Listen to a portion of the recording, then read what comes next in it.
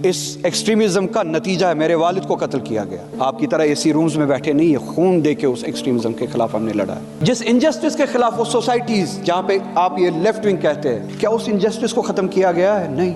مسلمانوں کے خلاف, مائنورٹیز کے خلاف جو انسٹیٹیوشنلائزڈ ایکسٹریمزم ہو رہا ہے اس پہ کون بات کرے گا؟ کیا ایکسٹریمزم صرف لیفٹ ونگ کے ساتھ جڑا ہوا ہے یا بقول آپ کے مسلمانوں کے ساتھ جڑا ہوا ہے؟ ایک طرح کی ایکسٹریمزم سے آپ کی سیاسی دکان چلتی رہتی ہے. ہوم منسٹر یہاں پہ بیٹھے ہوئے, آج آپ ہمیں ایک چیز کا بھروسہ دیجیے, ایک اور ڈسکشن ہوگا اس ایوان میں ایکسٹریمزم کے خلاف, ہندوتو کے ایکسٹریمزم کے خلاف. کوئی بھی ایکسٹریمزم کے حق میں نہیں ہے. میرا سوال شروعات میں صرف یہی ہوگا کہ ایکسٹریمزم پہ ڈسکشن کیوں نہ کیا جائے, صرف لیفٹ ونگ ایکسٹریمزم پہ کیوں؟ آپ تو خود دعویٰ کرتے ہیں یہاں مسلم ایکسٹریمزم ہے, اس پہ بھی ہم ڈسکشن کریں, صرف لیفٹ ونگ ایکسٹریمزم پہ کیوں؟ اور جہاں پہ آپ کا دعویٰ ہے کہ مسلم ایکسٹریمزم ہے, ہمارا دعویٰ ہے اور دنیا تجربہ کر رہی ہے, وٹنس ہے کہ یہاں پہ ہندوتو کے نام پہ بھی رائٹ ونگ ایکسٹریمزم ہو رہا ہے. اس پہ کب چرچا کریں گے ہم؟ اس پہ ہم کب ڈسکشن کریں گے؟ یا پھر ایسا ہے کہ آپ چاہتے اور ہم سبھی چاہتے کہ لیفٹ ونگ ایکسٹریمزم ختم ہو, مگر آپ چاہتے کہ صرف لیفٹ ونگ ایکسٹریمزم ختم ہو, رائٹ ونگ ایکسٹریمزم بڑھتا رہے, وہ ختم نہ ہو. اس پہ آپ کبھی بات نہیں کرنا چاہتے. ہندوستان کو آپ free from right wing extremism کبھی کرنا نہیں چاہتے, آپ رائٹ ونگ کے حوالے ہندوستان کو کرنا چاہتے. کیا ایکسٹریمزم صرف لیفٹ ونگ کے ساتھ جڑا ہوا ہے یا بقول آپ کے مسلمانوں کے ساتھ جڑا ہوا ہے؟ ایکسٹریمزم پہ ایک دن بات کرتے ہیں اس ملک میں, اس ایوان میں, اور آپ دیکھیں گے کہ ہم سبھی ایک پیج پہ ہے. کوئی بھی ایکسٹریمزم کے حق میں نہیں ہے. ہم سبھی,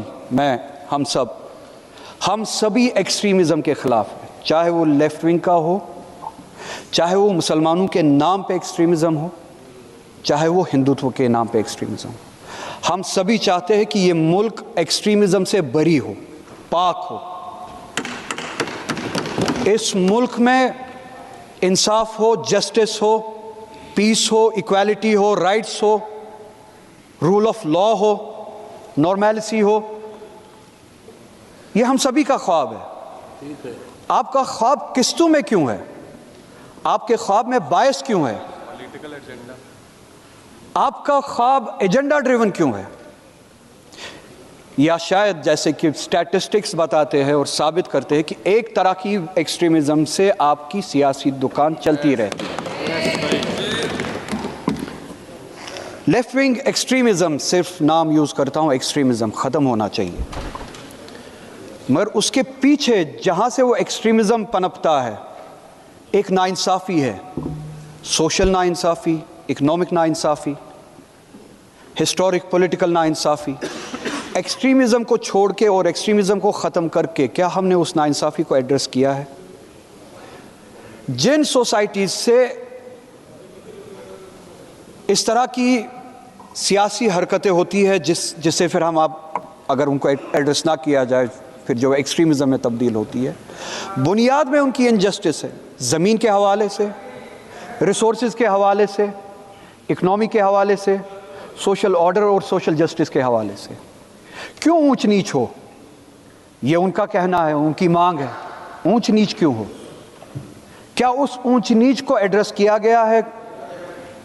کیا اس ڈویژن کو ختم کیا گیا ہے؟ کیوں ریسورسز کو کسی انڈسٹریلسٹ کیپٹلسٹ کے حوالے کیا جائے؟ یہ ان کی مانگ ہے.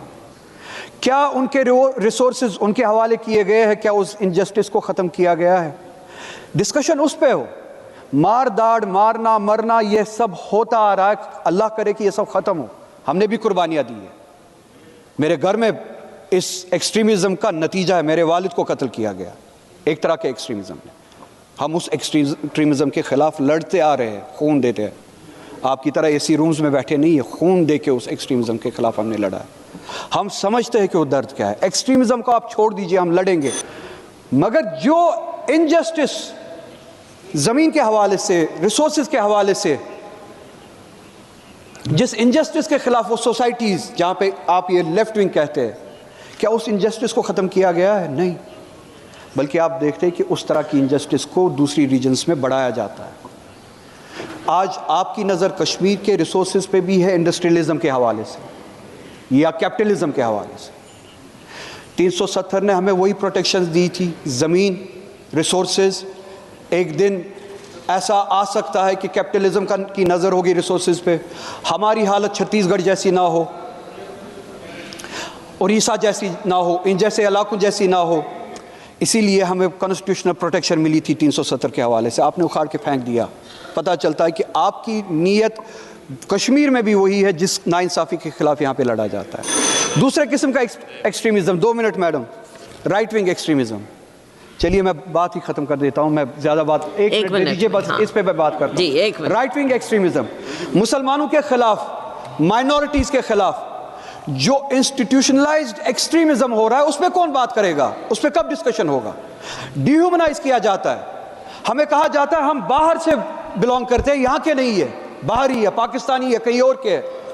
ہم ڈیموگرافک چینج کریں گے, ہم آبادی کا تناسب بدل دیں گے, ہمارے ساتھ اکنامک بائیکاٹ کیا جائے. یہ ٹرینڈ ہے, نیشنل ٹرینڈ ہے, انسٹیٹیوشنل ٹرینڈ ہے. چیف منسٹر کہتا ہے کہ مسلمانوں کے ساتھ اکنامک بائیکاٹ کیا جائے. ہمیں یہ کہا جاتا ہے کہ یہ ایک دن آبادی بدل دیں گے, کسی لاجک کے الٹ یہ کہا جاتا ہے. قانون آپ دیکھ لیجئے, ڈسپروپورشنیٹ ایرسٹ ہوتے ہیں, گرفتاریاں ہوتی ہے. اور جب کہ آپ دیکھتے ہیں کہ رائٹس میں, ویجیلنٹزم میں بہت زیادہ اضافہ ہوا ہے, مگر وہاں پہ پولیس آپ دیکھتے ہیں کہ اس طرح کی کارروائی نہیں کرتے. کاؤ پروٹیکشن کے نام پہ, لاؤ جہاد کے نام پہ جو انہوں نے ٹرم جو ہے کوائن کی ہے, ایجاد کی ہے, کتنی ساری وائلنسز ہوتی ہے. ان ساری وائلنسز میں کتنی کارروائیاں کرتی ہے پولیس یا جوڈیشری, اس کی مثال دے یہاں پہ. مگر جن کے خلاف پولیس کارروائی کرنی چاہیے, ان کو پروٹیکشن ملتی ہے. وکٹمز کو ستایا جاتا ہے انسٹیٹیوشنلی, وکٹمائز کیا جاتا ہے انسٹیٹیوشنلی. اس پہ کب بات ہوگی, اس کے خلاف کب بات ہوگی, اس ملک کو اس ایکسٹریمزم سے کب پاک کیا جائے گا؟ میری صرف آپ سے, ہوم منسٹر یہاں پہ بیٹھے ہوئے, آج آپ ہمیں ایک چیز کا بھروسہ دیجیے, ایک اور ڈسکشن ہوگا اس ایوان میں ایکسٹریمزم کے خلاف, ہندوتو کے ایکسٹریمزم کے خلاف یہاں پہ ڈسکشن ہوگا اور اس ملک کو پاک کیا جائے گا.